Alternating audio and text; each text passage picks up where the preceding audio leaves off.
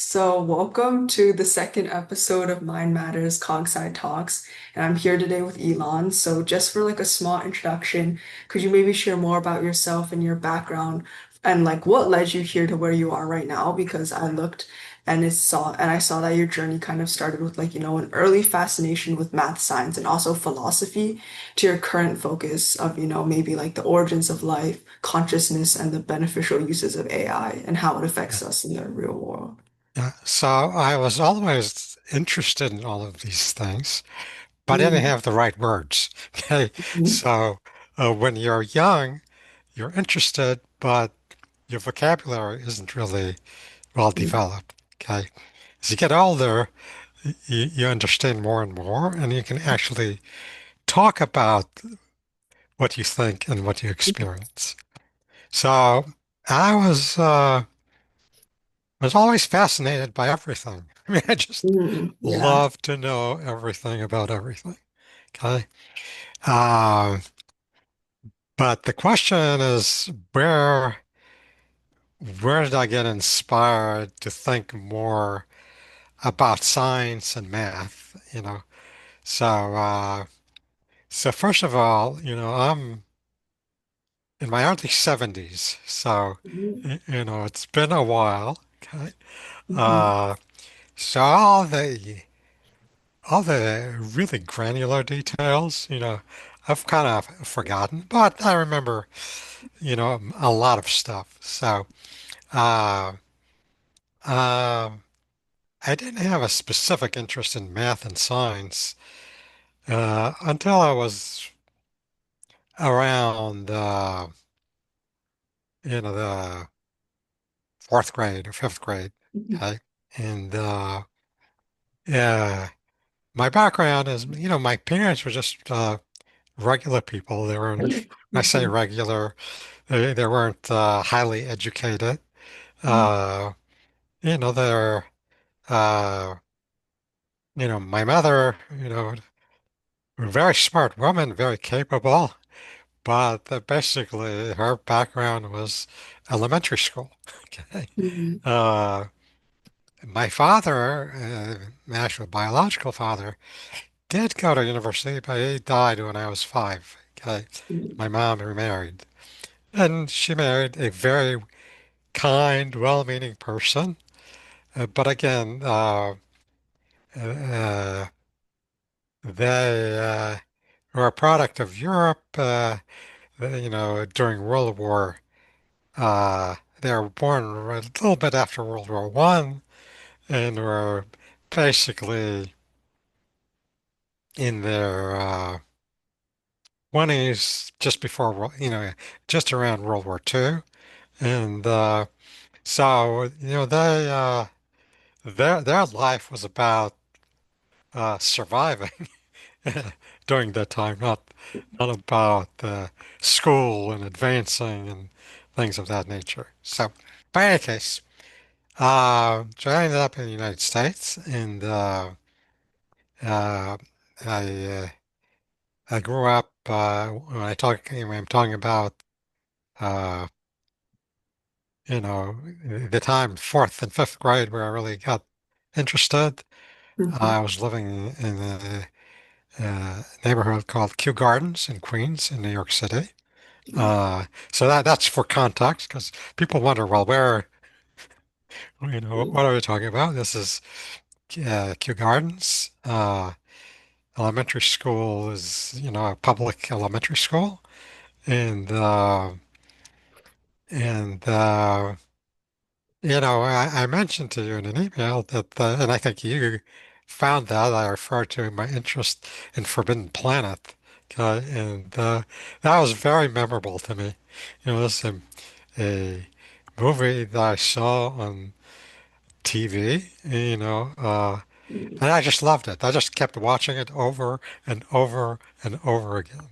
And it was one of these secondary channels in New York, and the way they did things is they had a movie, they would play it repeatedly at different time slots, and I loved that because but what was interesting. there are a lot of fascinating things that are really the first of their kind. Those robots, the Mhm. robots, the whole idea of a moving robot that talks to you, and is smart and can do all kinds of things, is Roby the robot in Forbidden Planet. And so Forbidden Planet is a story where a interstellar expedition goes to look for some mission that was lost and never heard from. And the the story, there's a scientific military expedition to find out what happened. And they arrive at the planet, and everybody's gone. And it's just this old guy and his daughter. Okay, and the old guy was a philologist, which I learned that they meant somebody who was expert in languages, and he happened to eventually turns out that he discovered the a lost civilization of the Krell, and he was able to read and understand, their writing because he's a philologist, and he learned how to build robots, and actually he became all of their technology became available to him. And the technology was such that they're able to use all the energy of their planet. Okay. And, it's, today we have a term for that. It's Kardashev scale. Civilization, you measure by, the level of the advancement of civilization of how much of the energy of their planet and of their solar system and of their galaxy they can use. So, in Kardashev scale one, you can use all the energy that's available in your planet. We're not at, Kardashev scale one. Kardashev scale two, you can use all the energy that your sun puts out, okay, or your star puts out. So in any case, this introduced me to just an infinity of concepts. I mean, they didn't talk about Kardashev scale, but they talked about energy. I mean, they showed the energy. They had robots. They had force fields. They had electromagnetic guns. I mean, they had and a lot of psychology and philosophy. So the actual uh, the glue of the movie was the psychology of the subconscious. Okay, and then also the question of what did the crowd want to do, which is really the philosophy of the crowd. So in any case, so that stuck with me, and then that kind of went away. But a little bit later, in going to the school, turned out I really, really enjoyed math, and I enjoyed uh, science, and for whatever reason, I was really the best in my class, in physics and math. Um, uh, I also enjoyed history. I love to read. You know, I read incessantly. I have to admit, I was not great at sports. uh, so, I mean, uh, I played a little bit. Well, I wasn't really good.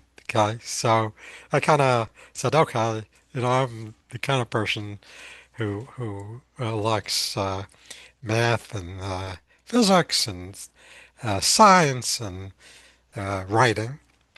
And then, so by the time, we moved around, but essentially by 10th grade, 11th grade, I was back in Kew Gardens in New York.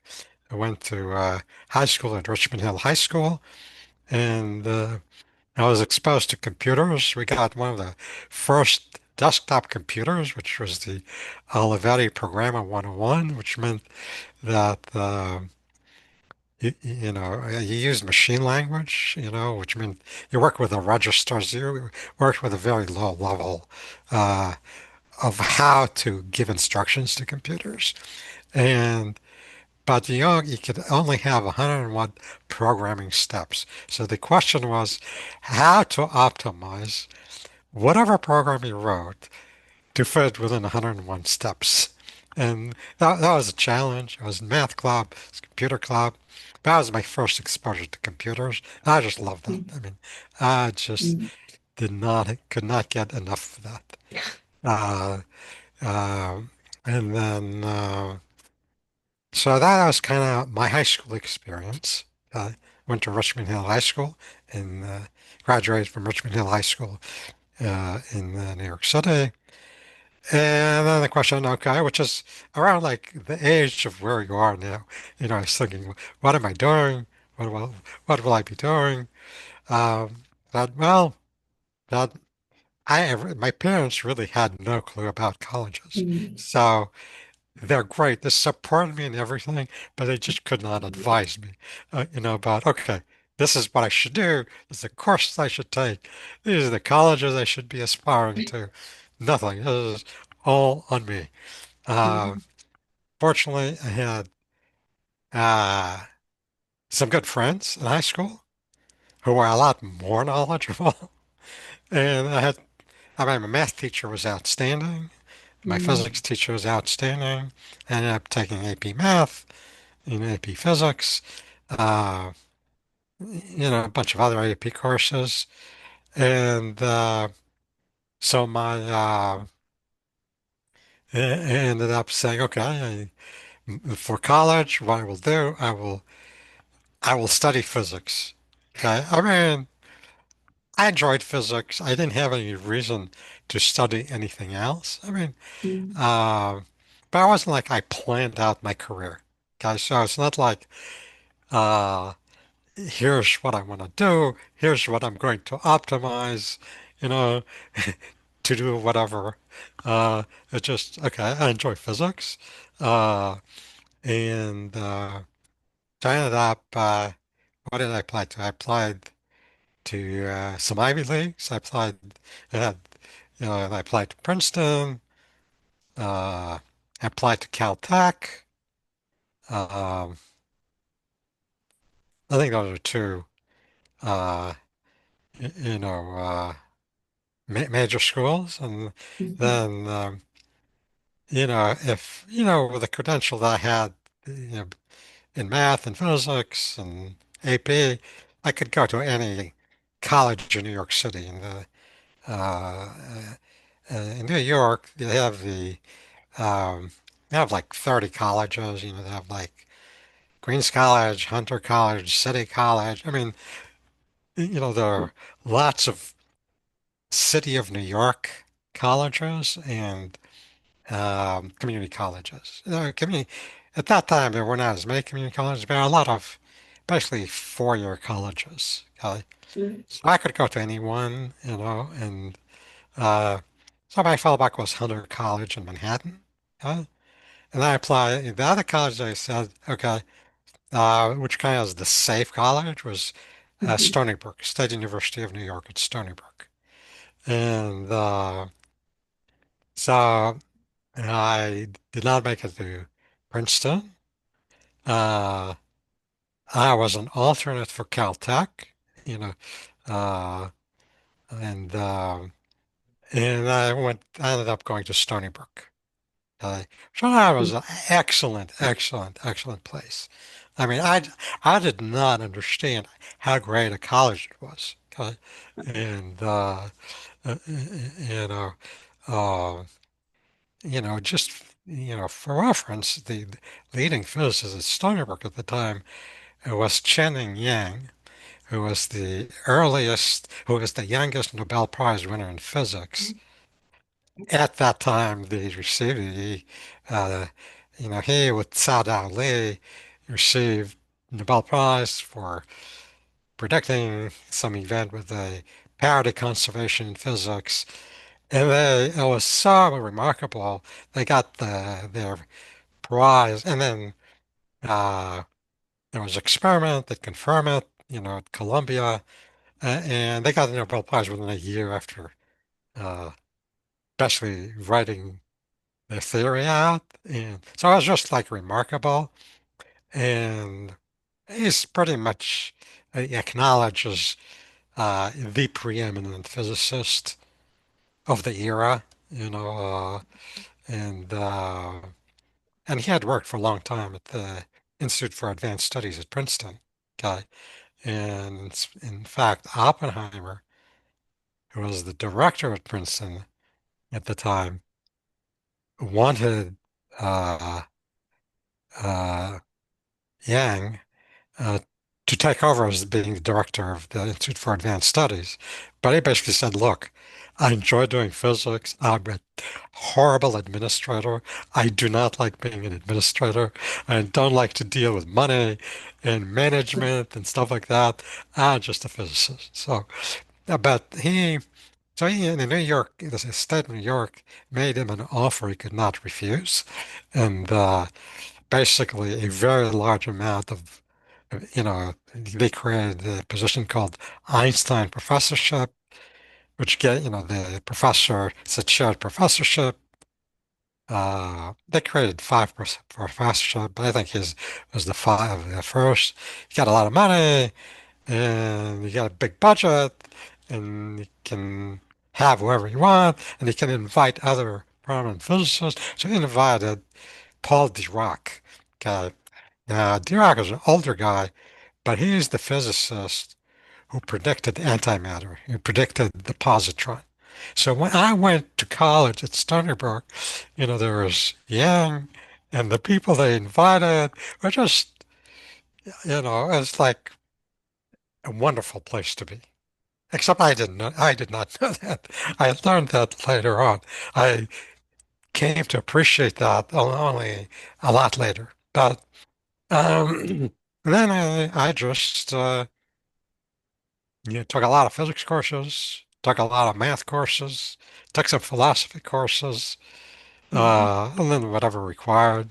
Took French, I mean, whatever you did. But I was just very intensely engaged with just learning as much as I could. And I wasn't particularly attentive to grades. Okay. So a lot of people think, okay, college is about getting good grades. Good Yeah. grades matter. Okay.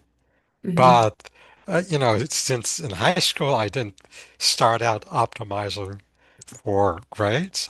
My approach in college is to just do as well as I could, Mhm. but, learn as many interesting things as I could. I also read a lot of, I love to read a lot of science fiction. Love to read fiction. I like to read anything. I mean, it didn't have to be fiction. It could be in the topic I was totally unaware of, and then uh, just, you know, pick something and, or just stumble. It wasn't pick. I just stumbled into things. Said, okay, this looks interesting, and you know, so got into doing that, and then continued. And I really didn't have a life plan. Said I'm going to do this to get to this stage, and I'm going to do that for that stage. And if I had done that, then like I could have ended up in a better, kind of if you will, career. Okay, but I didn't, uh, and I'm not complaining. I had a really, really fine uh, I enjoyed whatever I did.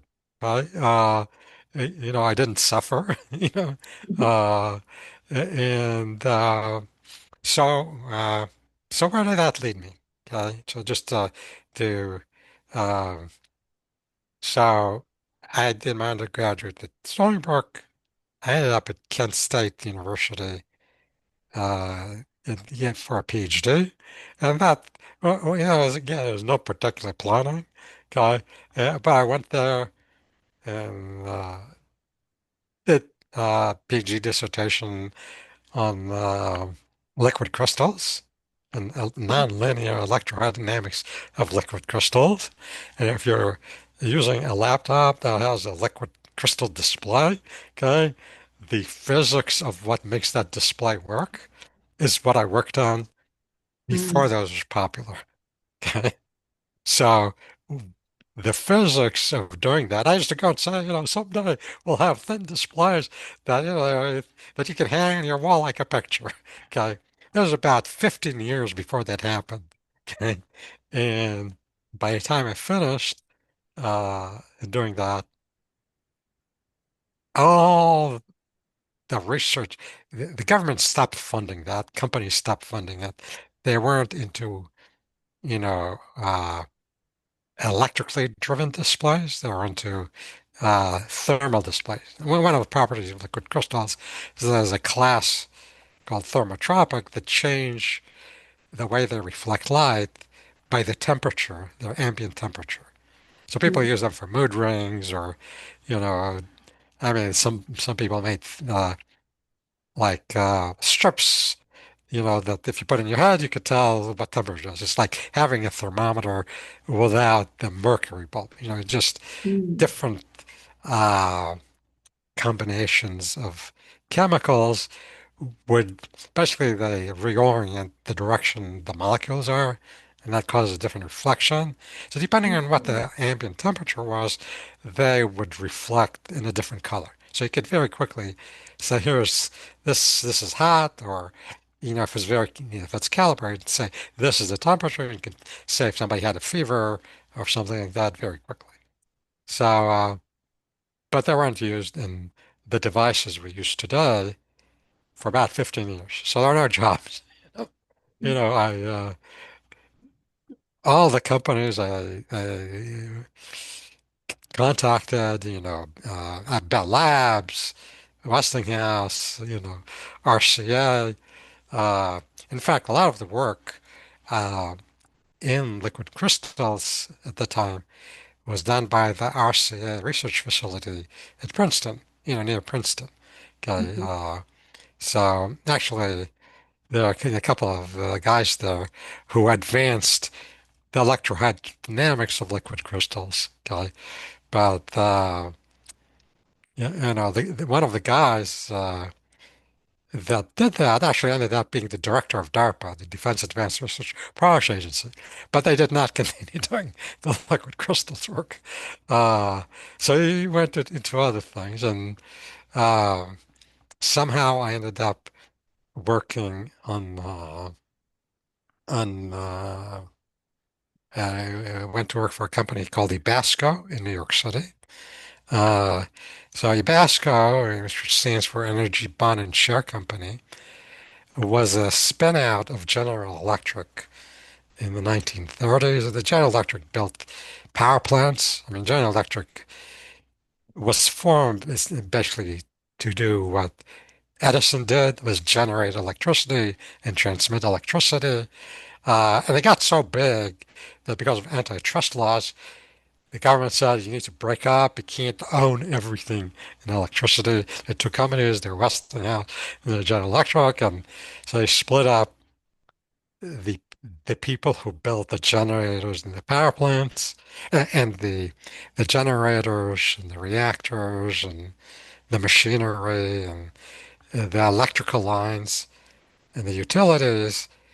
They split that, and they split a company that did the what's called architect engineering of the power plants.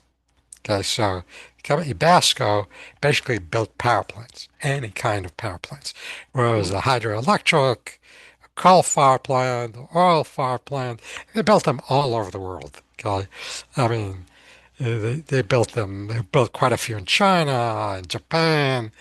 They're basically they're the Basco, on the East Coast, and there are two or other three firms. And the West Coast, there was Bechtel. Those are the people who own the power plant construction business. And they were started in the 30s, 1930s, 20s, 30s. I started working there in the mid 70s, uh, and I was hired you know, to work on uh, Uh, the main project was the Tokamak fusion Mhm. test reactor at Princeton. Uh, so Ebasco became the prime contractor. Sure, they're the prime, Princeton University. So what happens is Princeton University has a branch, it has a facility called Princeton Plasma Physics Lab, where it's really a Department of Energy laboratory like Los Alamos. But what they do and Princeton manages that for the Department of Energy. Mhm. Just like University of California used to manage Los Alamos and Livermore for the government, and for building the atomic bombs, okay, and nuclear bombs. Okay. Princeton was focused on plasma, okay, and fusion. Okay, so Mhm. that was expertise. The physics department still has quite a few of the nation's leading fusion and plasma physicists and engineers. And the laboratories where they built real, real world scale devices. Okay. And so I ended up uh, working on designing parts of the Tokamak reactor, Mhm. Tokamak fusion test reactor. And in a way, that kind of closed the loop because, and I moved, I was living in in North Jersey, a place called Ridgewood, New Jersey, in North Bergen County. So I lived there for a while. But once I started working in Princeton, I said, oh, well, uh, I like Princeton. It was a good excuse to be near Princeton. And I moved you know, uh, to a place called Monroe Township. It's right outside of Hightstown. Okay.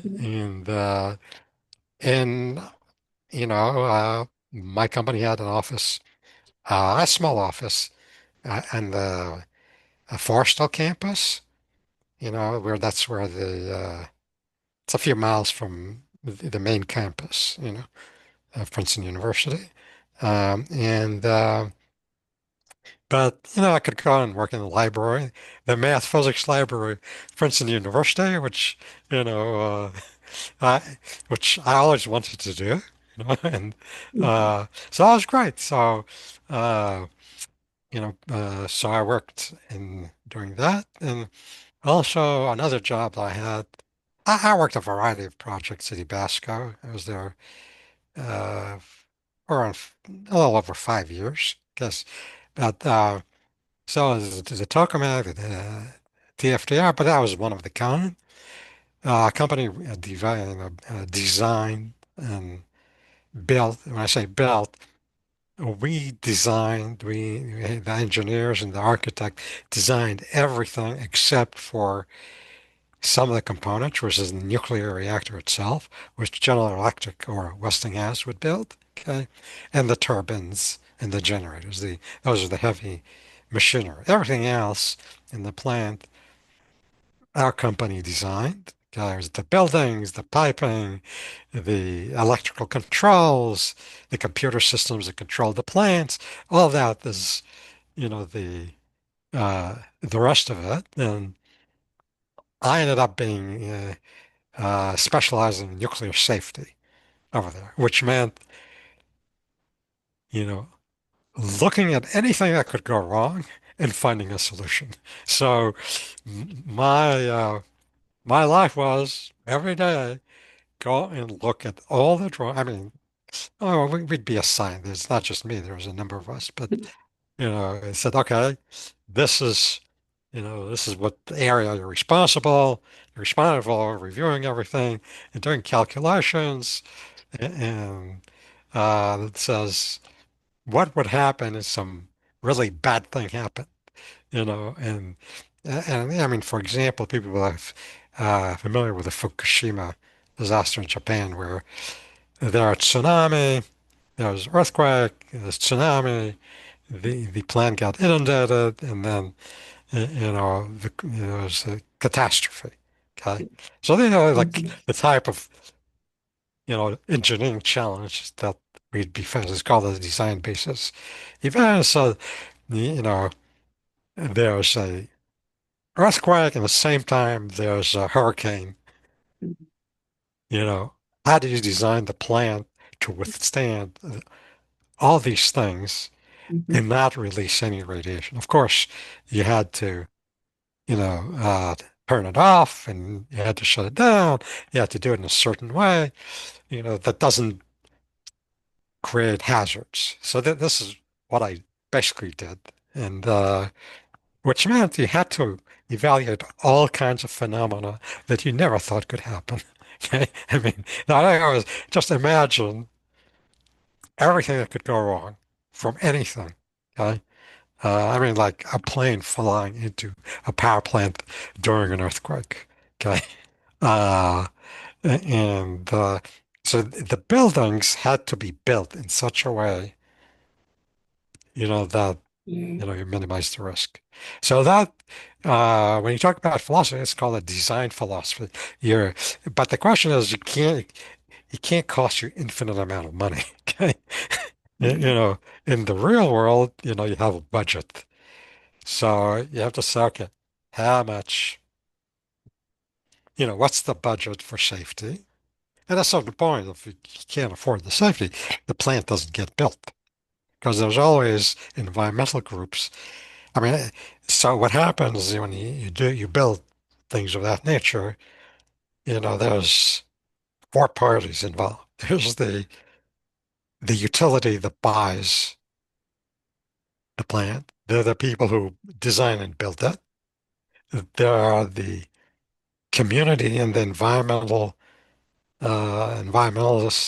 that want to make sure that nobody gets harmed, that you're not destroying life, you're not creating hazards for residents in the neighborhood. And as the government is supposed to review everything and give you a license or not. Okay. And that was a really crazy dance of all the parties.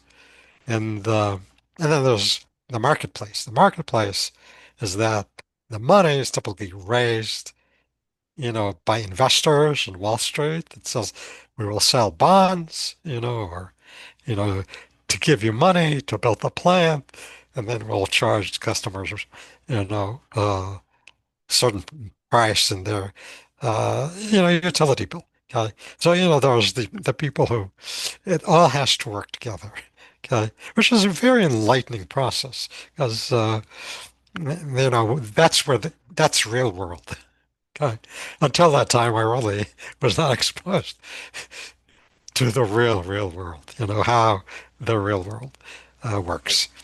And so I did that for about 5 years. And I said, okay. But I was mostly an engineering job. Okay. And I did not go to engineering school. Mm. I was not an engineer.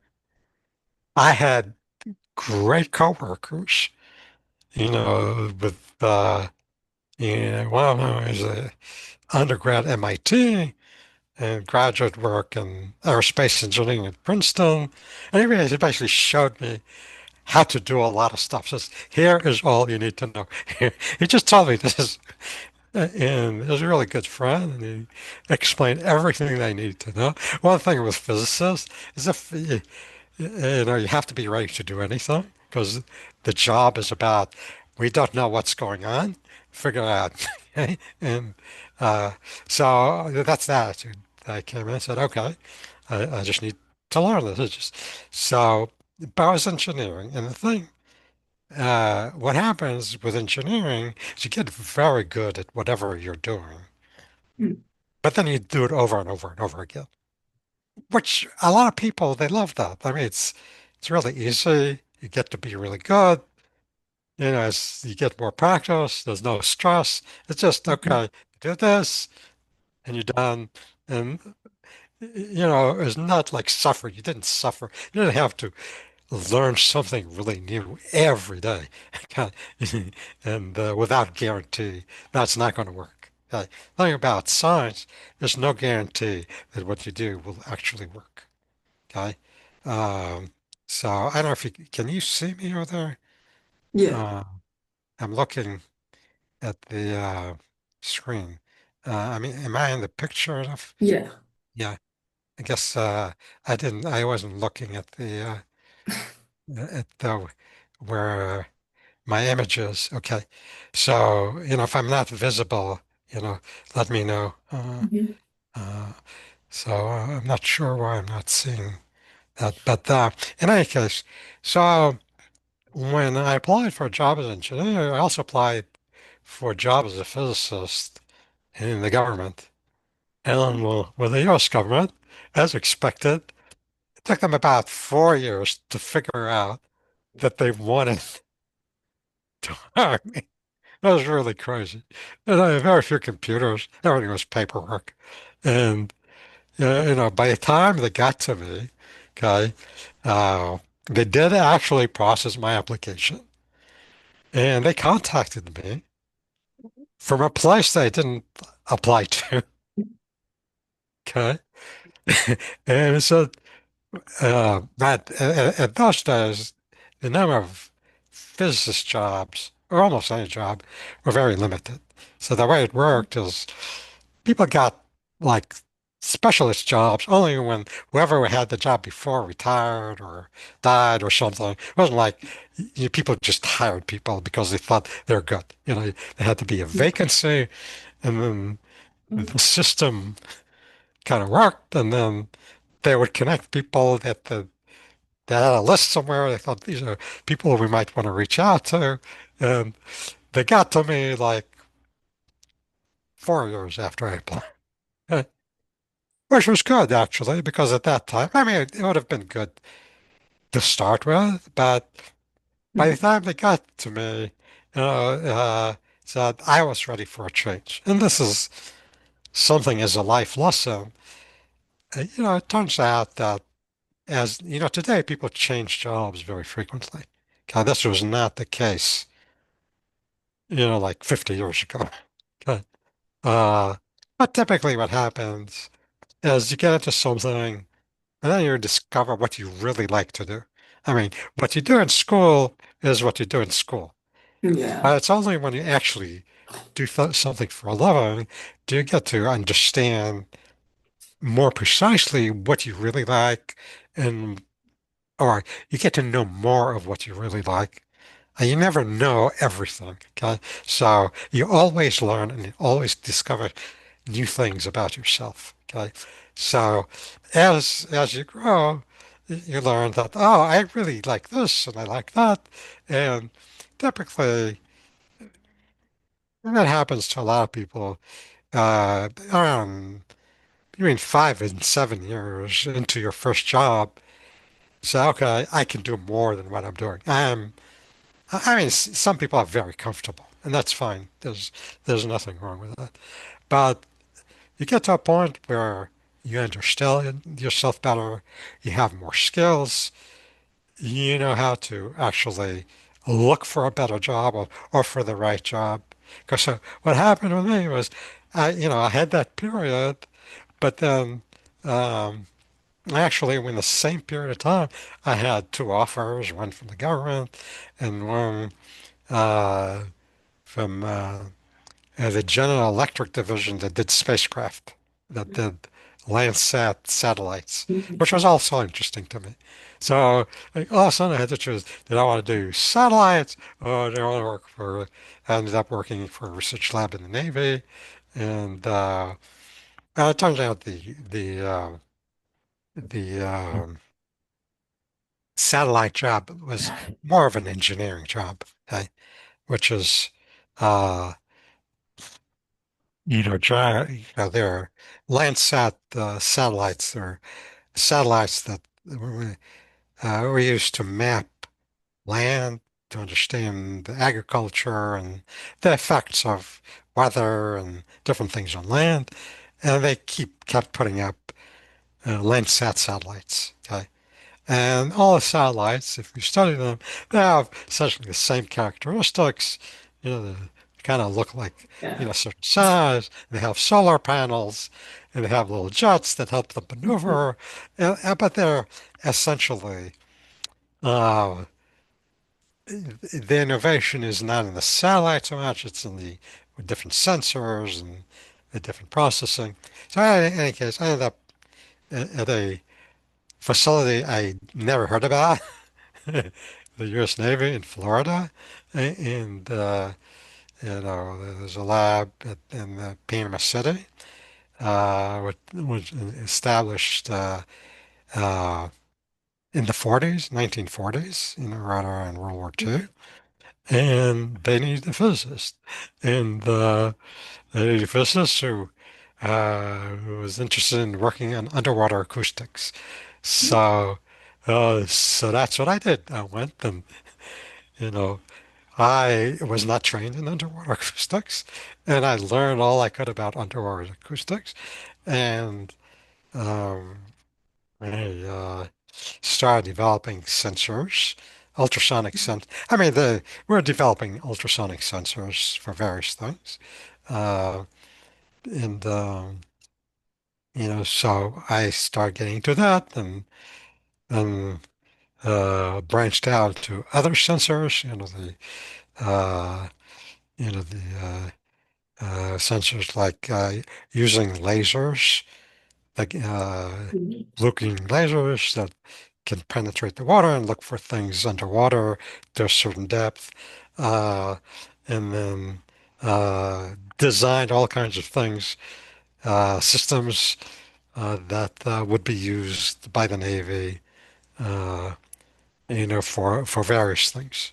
Okay, and basically, and then I actually ended up for a while working the Pentagon for a while, so I got to uh, actually be in the position where I was in charge of developments in Mhm. the areas that I used to work on. Then I went back to where I worked, and I worked more in what's called strategic planning, and kind of figuring out what should we do, what should we invest in the future, who should be uh, getting the money, evaluating people, uh, and then I worked that uh, for essentially the remainder of my career, and retired from that, and then decided to move back. So there's in Panama City, Florida, uh, and then decided to move up to Philadelphia. I have one son in D.C. and one son in Wilmington, Delaware. They have families and they have grandkids, and wanted to be closer to where my kids and my grandkids are than 1,000 miles away. So in Philadelphia, and so that now may be a very long introduction. Uh, Mm. and I don't know if I left you enough for other questions, No, but that's okay. but I I think I don't have any limit, so we can go as long as you want, or do another session some other time. I think you touched on a lot of topics that I was going to ask about, so that was really good. So I guess just as to, I don't know, just to ask about like AI, like in what parts of your work did you kind of incorporate AI in? Okay, so I actually started thinking about AI uh, probably 40 years ago. Mm, Okay, so even when you're talking about sensors for the Navy, yeah. at that time, people started using what's called artificial neural nets. Okay, Mm, um, and what we're doing today with LLMs is just basically a refinement of that. Okay, but one of the things when you talk about sensors, okay, you get a lot of data. yeah. And so the challenge with data, they overwhelm people. There's just more. The census generates so much data, it's impossible to deal with. Hmm. So you always wanted computer algorithms that would help you l- identify if there's something of interesting in the data that you got. Okay. Hmm. And so there's different steps. One is detection. If you get information, is there anything in that information? That's called detection. And Hmm. then next step is classification. So you said, oh, there's something interesting. Classification narrows it down. It's like saying, oh, if I got an image, this is a dog, this is a cat, Hmm. this is a person, this is a box, this is a car, you know, this is classification. Then you go into identification. It says, oh, this is the precise kind. This is Yeah. a, you know, uh, Tesla Model 3 or so there are layers. Now, there are all kinds of algorithms Yeah. that do different things. So artificial neural nets are a particular type of algorithm, but they just weren't fast enough and the neural nets weren't big enough. So we Mm-hmm. actually applied neural nets to the data that we were collecting. Mm-hmm. But the challenge at that time is that everything was expensive. Okay? Oh, Computers were expensive. They were yeah. slow. Recording data was expensive. I mean, Mm-hmm. it would cost, I paid like $500,000 for devices that would capture like a uh, a few megabytes of data in real time. So the Oh. thing that, what we're communicating at in Mm-hmm. color, 30 frames per second, at 24 bits depth, okay, every few minutes would cost like $1 million to Oh. capture in real time. Okay. Uh, so it's just, first of all, the disks, the typical disk storage at the time for a 1.5 megabyte, uh, uh, it's like $3,000 for a disk this big that weighed like 10 Mm-hmm. pounds. Okay. You know, 40, 50 years ago.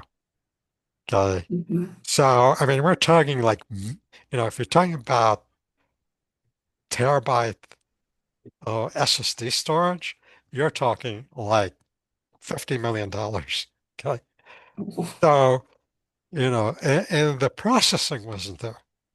So we just could not get to where we are today with AI. Yeah. But the basic algorithms and the approaches were essentially similar. We're just improving them.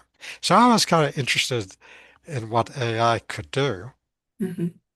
And I kind of forecasted we would do better, with Moore's law, chips, get faster and double in performance every 18 months, and the price drops with half. And if you do Oh. that 2 to the n, with n by now 16 since the time, we improved by the Moore's law type of factors. And the same thing happens with algorithms. People think only hardware improves. Algorithms improve uh, just as fast as uh, software improves just as fast, if not faster than hardware. Okay. So now we just have a lot more ability to compute and to store data and to access it. Uh, the question is, I was always interested with AI. Mm-hmm. And the question is, how do you train the AI? Mm-hmm. So you always, in the past, always what you did is you had collected data, you had a part that you developed with, and you kept a part of the data for testing, and then people could develop stuff. But the real test was to develop the algorithm and then test on stuff that you held in reserve for testing. And if you could perform as well as the things you tweaked Mm-hmm. on the stuff, the data it never saw before, then you could say, oh, I improved my algorithm. But, so there's all kind of how do you use strategies to use data? And then what kind of concept, what's important in data? So, so that's one of the big questions. Okay.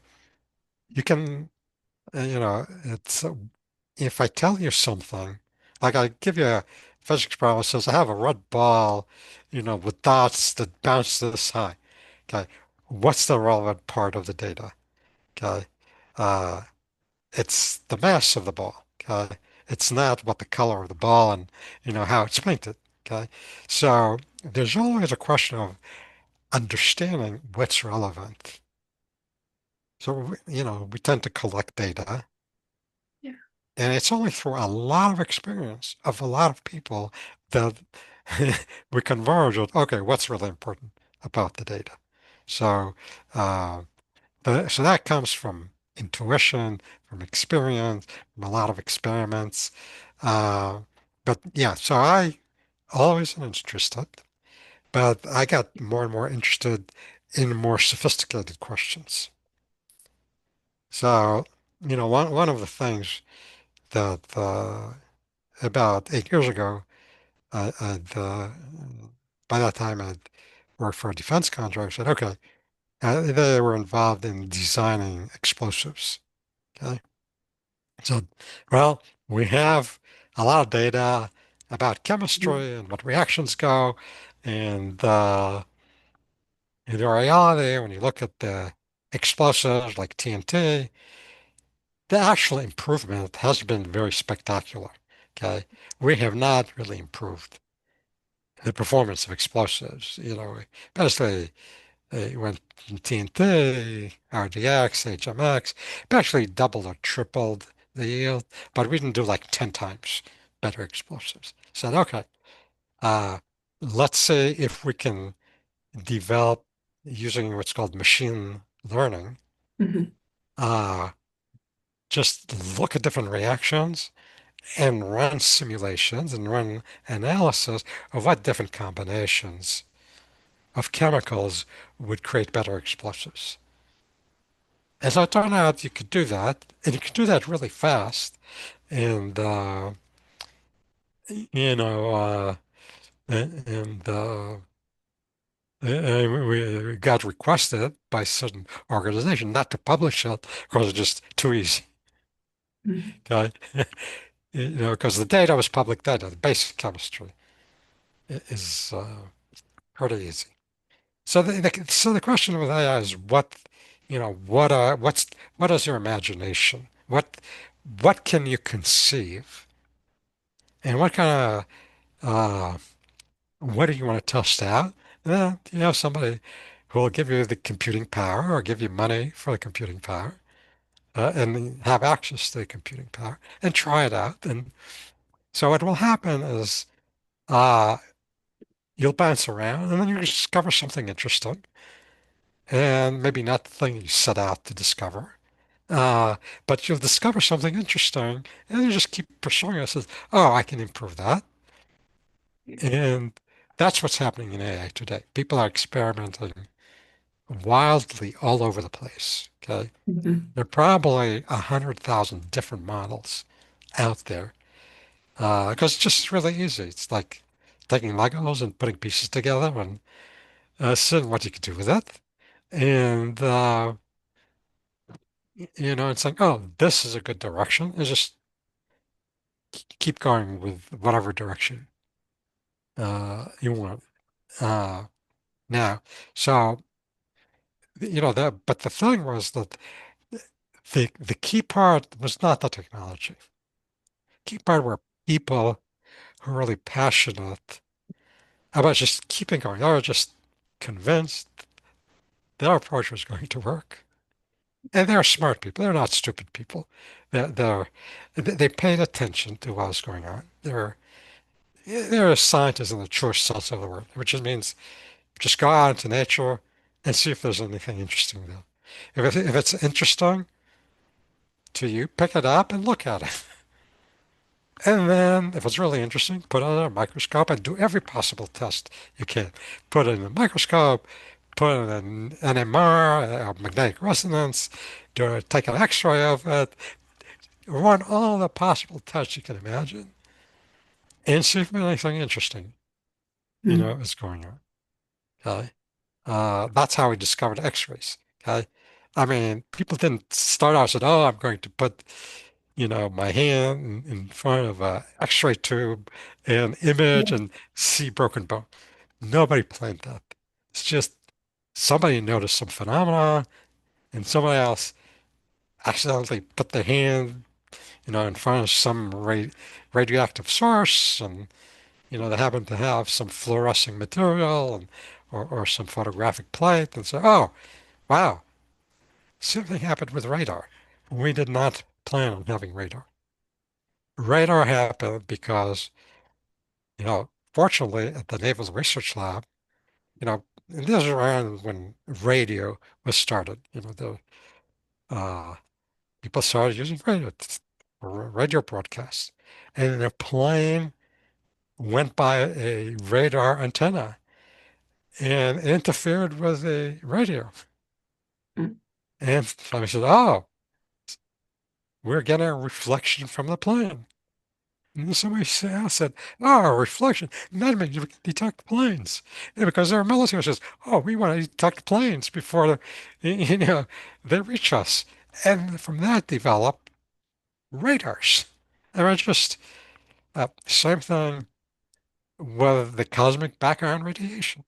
Okay, so when it talked about Big Bang, there was speculation for years that there's some residual radiation from the initial Big Bang. So somebody wrote it up in a paper. But it turned out engineers at Bell were developing microwave transmitters, for communicating telephone calls. This is in New Jersey. A lot of stuff happens in New Jersey. And they getting noise in the instruments. And they did everything they could, and they figured out this was not in a noise from somebody doing a bad circuit design. This noise was just there.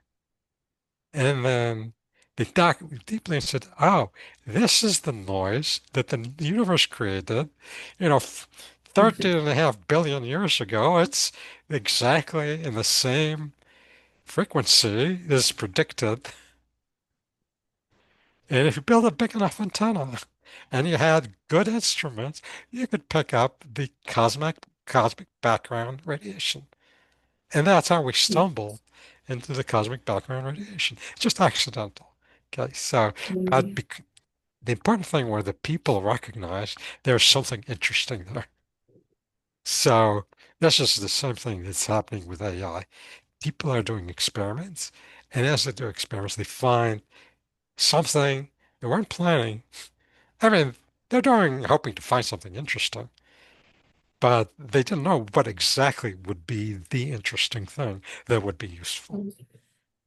And now we're in an amazing place. We're in an absolutely incredible place. Now, a lot of people who are naysayers, a lot of people who dismiss this, oh, it's garbage, or it's just a big database, or it's fiction, or it imagines, or it hallucinates. So my response to that is, guess what? People hallucinate quite a bit. Also, we turns out we love fiction. We love movies. It's mostly fiction. We love plays. It's fiction. There are all kind of religions that are, while they're meant, there's an element of fiction in them. Uh, so fiction is not bad. Some fictions help society. Okay, so fiction is not necessarily good, and they're not necessarily bad. You just need to know what's really fiction, and what is an uncut gem, you know, in there, uh, and then pay attention because there's a lot of really great stuff. Okay, so yeah, so okay, more specific question. I'm going pretty broadly over here, and you can edit it, if you want later on, and just keep the parts you want, over Okay. there.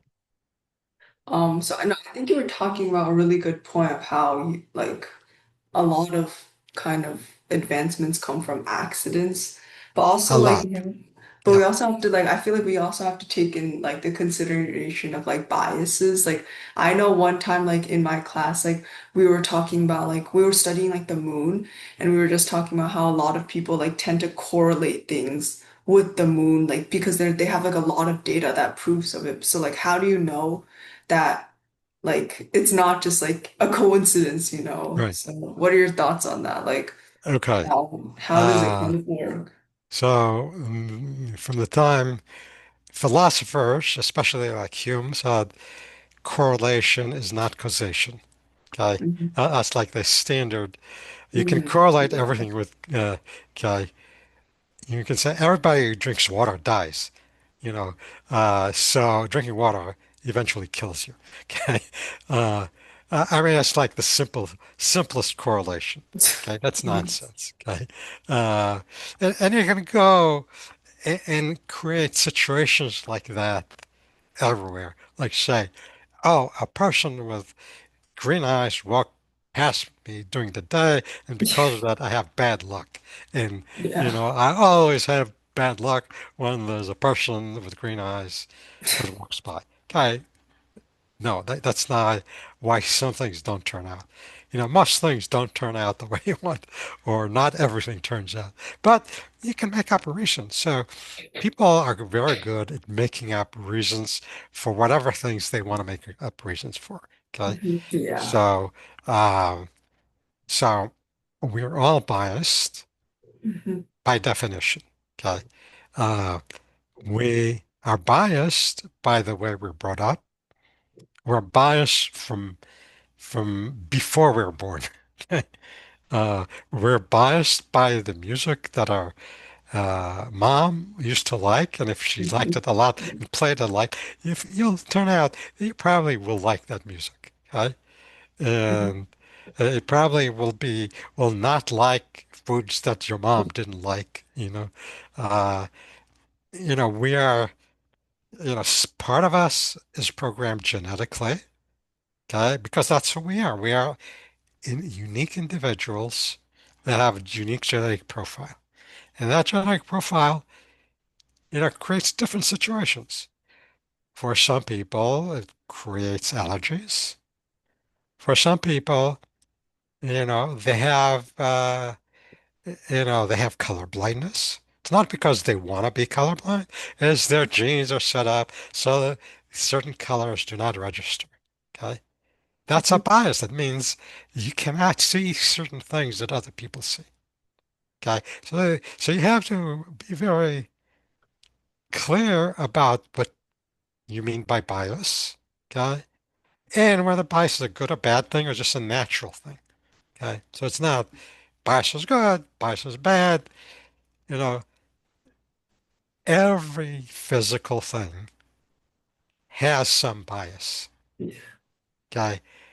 What humans, most humans, unless they study this very carefully, don't really understand bias, and they actually don't understand their own bias. Most people actually don't understand their own biases until much, much later in life. Okay. Mhm. For me, I've done a lot of reflection. You get to do Mhm. reflection when you get to have time to reflect. And you don't get time to reflect until you're much, much older. Okay. And then reflect, okay, why did I do this? Why did I do that? Well, I was just ignorant. I mean, I did certain things because I just was not aware of possibilities. And I was in situations that were pretty limiting. I was not exposed to other situations. So if you're just never exposed to another situation, you'll be biased to work with situations you're familiar with. Mhm. Unless you know, you like adventures, just as a kind of personality. Mhm. Some people don't like things that are unfamiliar. If they're unfamiliar, your bias will be towards the familiar. Okay? How do you figure out that you like something you're not familiar with? Okay? So by trying, like young kids don't like certain foods. And so the parents slowly introduce different types of vegetables. It's fascinating when you watch how kids grow up. Okay? They turn from people who really hate vegetables to people who really love certain vegetables. Okay? Mhm. Okay. Yeah. Um, and this is true for every domain in life. Okay. So uh, you have to experience certain things. Okay. Now, certain things are difficult. Okay. So, for example, thinking is very difficult. Okay. Uh, Mhm. thinking takes work. Okay. A lot of people actually don't like to think. A lot of people like to make judgment. How do you base judgment? Base judgment based on if somebody who was important to you liked something, instead of you having to work through whether you like something or not, you just say, oh, my parents like this, or my sister, or my boyfriend, or my pastor, or my, priest, or the band musician that I like. If they like this, then this is the right thing for me. Okay. So this is based on judgment. It's not created through careful inspection, reflection, and so, and most people actually don't know themselves. So they'll say, oh, this is this or this is that, is they do not understand what their biases are, what they truly like, okay, what's valuable for them, okay. I mean, you need to have base of experience with which to compare. If you personally do not have a basis of experience, you rely on either other experts that you, for some reason, said, oh, Newton was smart, Einstein was smart, I'll study what they did, or, whoever your favorite person that you decided was smart, okay? And you say, okay, they're an expert, a lot of people respect them, you know, most of what they said turned out to be useful. So I will take their judgment as my judgment, and I will decide based on that. But that's not thinking. That's, a, reflexive judgment.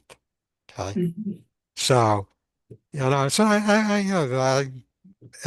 very frequently ask myself, what is good and what is evil? What is good and what is bad? Okay. I mean, we're born into nature. Humans are uh, the essentially the only organism that thinks about this. It's good to do this or bad to do this. Okay. You know, all other organisms don't do that. They remember bad experiences. Okay. Uh, but they don't know. They don't have basis with which to judge. Uh, really, really bad experiences get folded into your genetic background. So don't don't eat, these foods, or, or snakes with these patterns are bad. Okay. That's actually, something that's get recoded. I may be exaggerating a little bit, but there are things that allow organisms to thrive and live, get folded into your genetics so that, you don't have to learn it from scratch every time. Okay. So certain behaviors get incorporated. I mean, birds don't know how to go and get food, you know, where to turn to get food. I mean, that's built into them. Okay, it's not like they learn. Okay, it's built into them because it's a reinforcing cycle.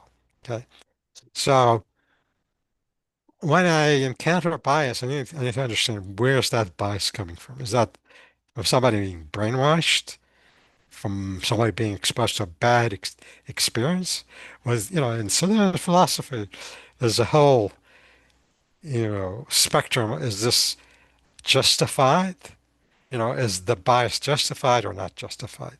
What was the cause? Okay. Well, if you're saying correlation, somebody's using correlation as evidence. I said, is that justified? That person experienced that 1,000 times. Okay. Uh, and because they have some justification that, the result will be such and such. Okay. Um, but you know, even though you may have done an experiment 1,000 times and you get a certain result, that does not prove absolutely that and other results cannot happen. Okay. All it says is the likelihood that something won't happen or happen is good. So a lot of science is based on likelihoods, okay, Yeah. not on actual logic. Now, science that's done on the likelihoods is compelling. Okay, that's okay. If the likelihood that you know, uh, if you take a certain amount of, uh, let's say, radiation exposure, you'll get radiation sickness. Mhm. It's a good rule. Okay, but that's why we talk about concepts like half-life. Okay, it's not guaranteed this will happen. It just says within a certain amount of time, 50% of the atoms will decay. Or the same thing with medicine. The likelihood if you take more than this dosage, then 50% of people who took more than this dosage, Mhm. had bad adverse reaction. Okay. It doesn't say this guarantees you'll have a bad reaction. It says, this is the likelihood that you'll have a bad reaction. Okay. Mhm. So, uh, and people literally spend decades on fine-tuning how to discuss biases and Mhm. correlation and the level and all kind of very sophisticated mathematical tests to say, oh, is this you know, uh, a correlation or is this an actual logical causation? Okay. Now, having said that, there are things we keep inventing new mathematics. Okay. If everything was perfect, it would be very hard to invent new mathematics. Okay. But the fact that we can invent new mathematics says, oh, this thing was not ruled in or out by our previous knowledge. The fact that we were able to derive Euclidean geometry did not prevent non-Euclidean geometry. Okay. So I mean this is where Mhm. Einstein went beyond Newton and Galileo. So until I mean, Galileo and Newton worked with Euclidean geometry, they said they can only be one parallel line at a certain point to another line. Okay. Non-Euclidean geometry says there could be infinitely different types of parallel lines. Okay. Or there could be no parallel lines, and you get, you know, uh, hyperbolic geometries or parabolic geometries, you know, but basically Euclidean geometry says you have a parallel postulate, and every triangle is 180 degrees enclosed. But this is not true on a two-dimensional surface in a three-dimensional world because if you go on the surface of a sphere, on the surface of a sphere, 3D triangles, in the surface of a sphere have more than 180 degrees. Okay. So, but this was not considered by Newton and Galileo. And when Einstein worked his stuff, and by the way, he skipped a lot of his math classes, so he had to struggle with us for years until one of his buddies says, "Oh, you you you did not go to Minkowski's lectures, and we covered this, and this is Riemannian geometry, and we discussed this, and here, and his friend was really good in math, and he worked him through that." Okay, now you would think that this doesn't happen in modern day. Uh, so back to Chen and Yang. Okay, so Chen and Yang was the brightest physicist, uh, since Einstein, and he worked on, you know, he was basically essentially stuck at the level where, oh, Oh, I lost you. sorry. Yes, Yeah. So, uh, and so in the old physics, people knew about gravitation. Okay. So that Mhm. was the force because of Newton that people understood, inverse square law, masses attract. And about 100 years later, we kind of worked out, or 200 years later, it was like in the 1600s.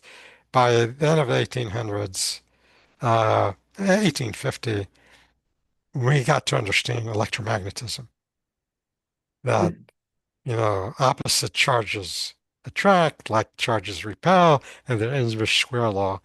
So the electromagnetism. So this is what the world of physics was until the 1900s. 1900s, people are able to better instruments, better math, are able to go say, oh, we can now describe atoms. We worked enough electromagnetism. Yeah, we understand in the center of the nucleus there's protons or some positive charge and electrons orbiting.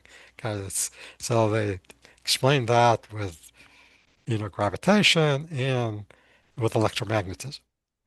But so it just keeps going. It's not, the things are attracting. The electron should spiral into the nucleus, and it doesn't. I mean, things are stable. We're not all collapsing. Matter is not all collapsing. But no, there's some force that keeps things going, and slowly we emerged with, we became understood there are neutrons in the nucleus, the protons and neutrons are made a combination of protons and electrons, and we later learned antineutrinos.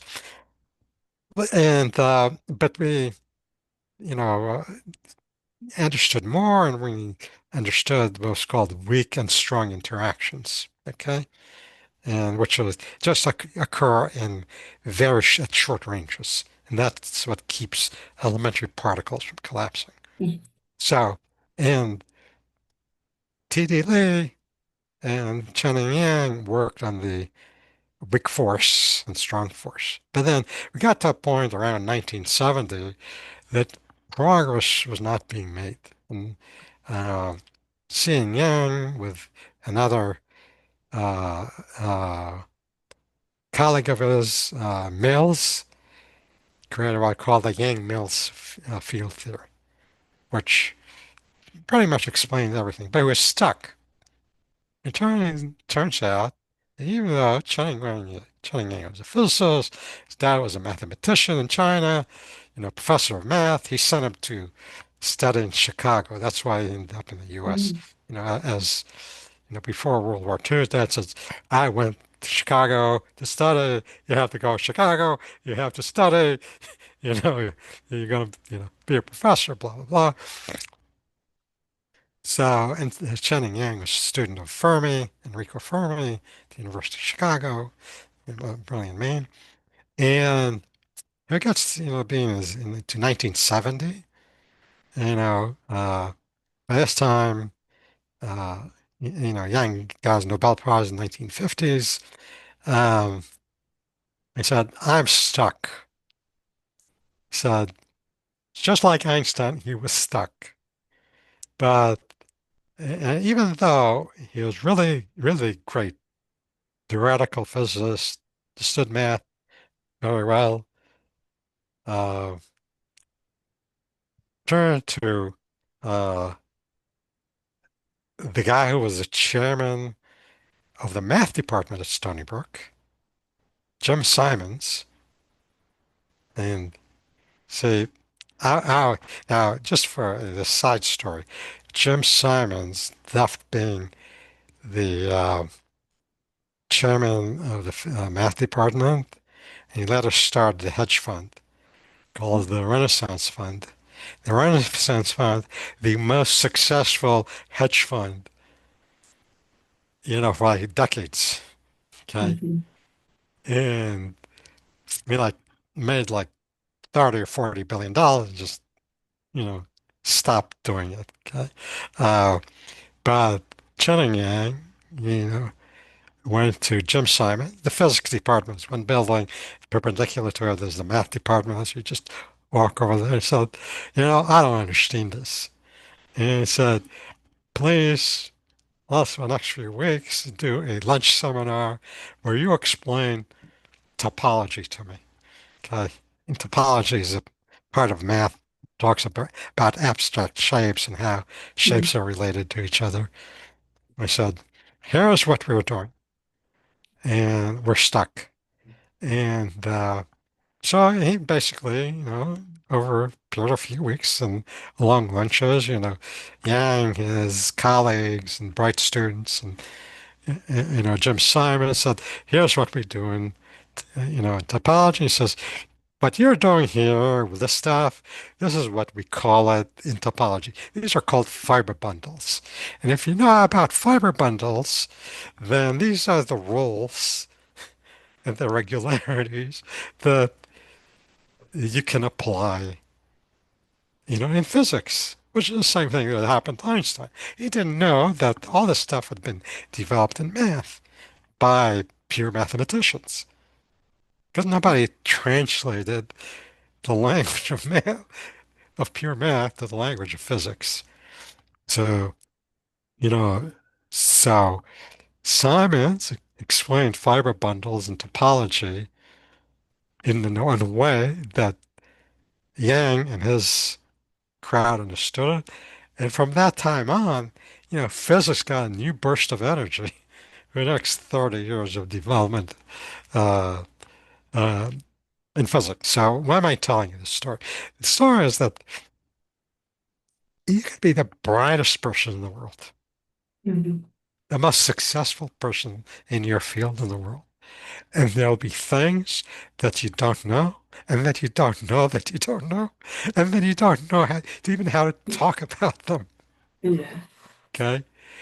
So the message and what I'm saying here is that, when people talk about biases or they talk about anything, if they talk about things they're not actually very knowledgeable about, it's very likely they don't even know how to describe what they're talking about. They're just, they're not bad, they're not evil, they're not necessarily meaning bad things, okay? Mhm. They're just, uh, to a large extent, ignorant. Okay. So, so how do I apply that for myself? I basically, when I encounter something, I don't jump to saying this is good or bad. Okay. I kind of hold it in reserve. Okay. So I say, sounds interesting. Is the question I ask, is the topic of discussion worthwhile for me to engage with? Okay. I mean, there's a lot of stuff going on in the world today in politics. And 30 years ago, I would get really worked up. Uh, and now I have to myself, am I going to get engaged with this particular, I will just call it ignorant thing that I'm encountering? What am I going to do about it? If I'm not going to do anything about it, I just don't want to read about it. I don't want to know about it. Okay. Maybe I want to peripherally know. Okay. Uh, but I don't want to spend any emotional energy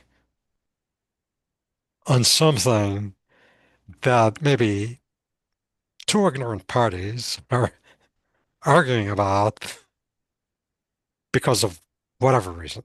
you know. But they're doing it not because of its own merit. They're doing it because it benefits something in their lives. They need to be popular in their community, or they want to reach a political goal, or they want to make money off of it, or whatever. Uh, the question is, for me, is something I encounter relevant? Can I find it useful now or in something that I'm doing? And that also brings me back, talk about philosophy and epistemology and optimism. It says, what do I really care about? Okay, I am where I am. I know more things than I used to know before. Elan Moritz, what do I really care about? Okay. Which is something everybody should ask themselves periodically. You don't have to solve it, but it's useful to actually write down every so often, this is what I care about. This is what's really important to me. This is what I should try to work on figuring out. Okay. So, what I've boiled it down to is this. Life is really worthwhile. Life is good. Life is amazingly fascinating. I mean, this is just incredible that somehow something started and atoms formed and atoms came together and they got into a bag inside the skin. They formed entities and people that think and love and smile and, create other human beings. I mean, this is totally fascinating. Okay. I need to know more about that. Okay. How did life start? What makes life life versus not life? I want to understand, what is that spark that turned a bunch of atoms into living things that continue living? So that's really interesting to me. Says another thing says what's going on with the universe? I mean, there's so many things we do not understand and we never expected, and our predecessors never imagined that just keep happening. Okay. Uh, so the universe is full of things that will happen that we have no clue of what they will be. Okay. So I tried to think broadly. I said, okay, what could some of these things be? So that's kind of like science fiction or fiction. And that's why I don't dismiss hallucinations in AI. I said, okay, it came out with something really weird. Let me put aside, is this something that could actually happen? And what are I didn't think about this, but is this something that maybe it's wrong, but could this actually happen? So I don't just throw stuff aside, okay? Uh, so then I say, let's be really honest about what we know and what we don't know. So I keep giving this example. As of today, because of what we understand about dark matter and dark energy, the universe is made up of things we understand and things we don't understand at the very most fundamental level. Dark energy and dark matter makes up 95% of the universe in terms of mass and energy. That means we only, within our framework of understanding, only understand 5% of what we can observe. And what we observe today, 100 years ago or 150 years ago, we could not observe. There was no radio telescopes 150 years ago. We thought the universe was like billions of times smaller 150 years ago. We have, I mean, we understand the universe through the forces we can measure. Okay? Could not measure anything with radio waves before people invented radio waves. A lot of what we know about the universe is the, you know, radio waves. I mean, light is electromagnetic wave of very narrow frequency. Okay. So we were blind except for that very narrow frequency. And that is within the domain of one force. And the two forces that I talked about, weak force and strong nuclear force, we only know like for 120 years maybe. Okay. There's nothing to say that in 50 years, 10 years, 200 years, somebody will figure out how to measure another kind of force or reveal something that say, oh, what we thought we understood, 5% was really 0.005 of the actual universe. We just don't know. Okay? Uh, so we need to be actually very honest that we're limited by what we perceive. Okay? We don't, bats perceive using acoustic ultrasound. Okay, we cannot see what bats see. Eagles have vision in the ultraviolet, and we cannot see what eagles, I mean, we overlap with eagles in a certain way, but they have a better ultraviolet vision than we do, and they can see things we can't see. Okay. So when we say, oh, I see this, it just means that we humans, or each human, by the way, likely has a very specific bandwidth of vision that they can see. And it's very likely that one person just cannot see exactly what another person can see. On the average, we can see the same thing. Or we can see near the, you know, not at the edge, but in the a little bit further away from the edge, we can see the same lights. But we don't necessarily interpret the same way because depending on your rods and cones in your eye, you'll see the same object differently than another person with different hue of color. And then because the way your brain developed, the way your synapses and the your neurons connected, and the food you eat and the drugs you may be taking, they will affect how those synapses connect and how those synapses respond to things. So I think about, you know, um, actually, at one point I was offered to run the National Institute of Health, a division that was called Decade of the Brain for Brain Sciences. And I went actually interviewed with the National Institute for Mental Health. And I told them, based on my experience in the Navy with the sensors, you guys are like a decade behind in the sensors you're working. The Department of Defense has much, much better sensors than you do. And if you hire me, I can translate some of these new sensors to things that you're not doing in the NIH. They actually offered me a job to run part of that, the National Institute of Health. But because the government is the government, Washington, D.C. was much more expensive than where I lived in Florida, and we didn't get to an agreement. It's very expensive to live in Washington, D.C. In Panama City was not very expensive. So I wanted, you know, more of a pay increase than did to be able to afford to live there. They didn't. They said, okay, I just can't afford it. Okay. And I'd lived and worked outside a big city, New York City, and did not really want to commute, a lot. I want to be able to live in a reasonable place without spending a lot of my day commuting. Okay, so I said, okay. But I got interested in what's going on in, the decade of the brain and brain sciences. Okay. And, you know, uh, so one of the things you find is that in the brain sciences in the 1990s, today it's gotten a lot better, but in the 1990s, the tools that physiologists and neurologists and brain scientists were using were not as good as the top physics tools.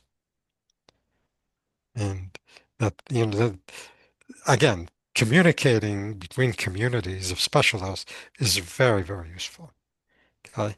So, but I got interested in really understanding at a very fine level of how, synapses in the brain work and how the brain wires and what could cause problems in the brain and, you know, what could cause problems in speech and understanding and, is that related to certain type of psychological problems or psychiatric problems. So I got interested in a lot of the neuroscience and brain science.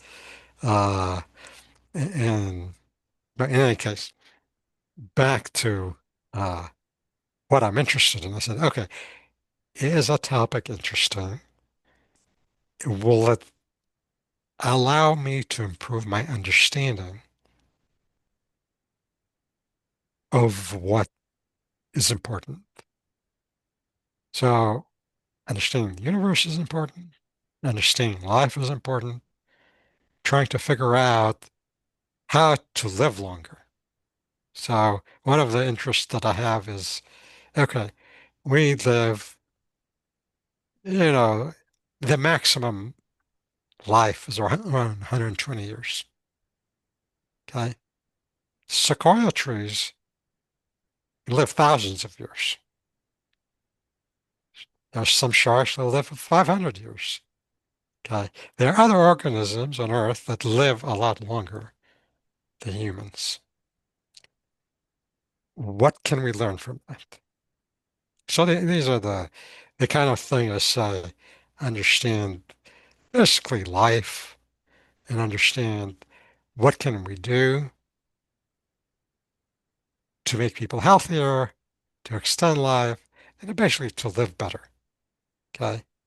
From the fusion side, and I tell my son, we can get to Mars.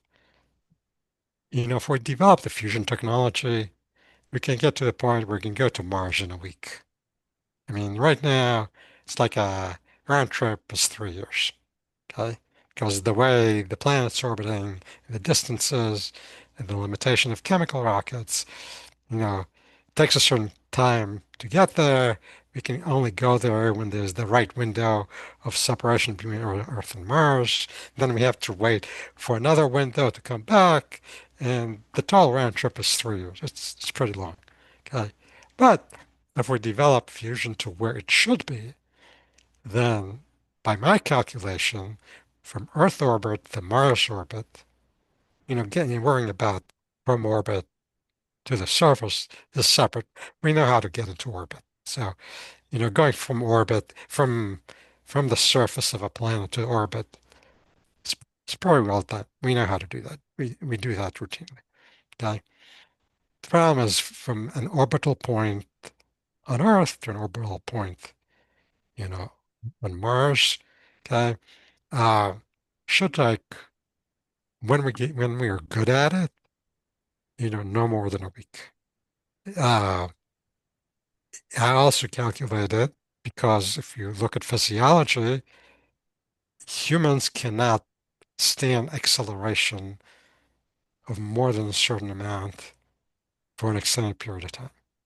So we experience on Earth 1g, the 1g, the acceleration of gravity, the normal free fall, that's 1g, okay? And we're used to it. That's what we live in. If it's lower than 1g, our bones don't develop very well. But if we go beyond 2G, we can't sustain it. So we have a limited rate of acceleration. We can go at any speed, but to get to that speed, you have to accelerate. And so, uh, the my calculation, within the bounds of human physiology, okay, we should be targeting between 4 days to 1 week of, getting from here to Mars, and vice versa. So that's a worthwhile goal because if we do that, we can visit other places around the solar system. And it's pretty exciting. There are a lot of fascinating things out there. So, I have a few things that say here. If the discussion requires thinking, I need to figure out what requires thinking. Okay. Stuff that, is worthwhile for you, you should spend time thinking about. Okay. The things that are worthwhile thinking for me is staying healthy. And then I have those research topics that I'm interested. And then the science, the technology, the philosophy that supports, those things. So that's the story. That's my, yeah, it may be a little too long. It's kind of long, but that's the story. Okay. And I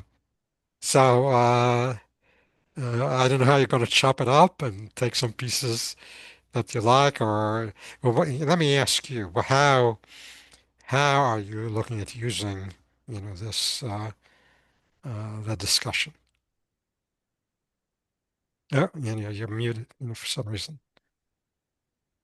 Sorry, probably just like upload it as a whole because I thought everything you talked about was pretty interesting. Like, I Okay, think deserve to know. So yeah. okay, and So now, do you, is there a discussion group or, what, uh, you have a channel that you Yeah. have? I have a YouTube channel. I'm slowly building it. Yeah. Very good. Very good. Hmm. So now you've captured a lot of, I don't know that I've explained that in that detail, from beginning to end, but that's good. Send me a link, if you will. Hmm. Yeah. And if you want to do a follow-up in any particular, Sure. kind of drill in, into Mhm. something, into more detail, let me know. Okay. Very Okay. good. Good thing Yes. to do. Yeah. Wishing you great success with your channel. Oh, thank you. So, Yeah, thank you so much for sharing today. And I guess absolutely. I'm excited to see what you can do next. Yeah. Well, Yeah. I'm just keep going. You know, Okay. be positive and keep going. Okay. Okay. All right. You Bye bye now.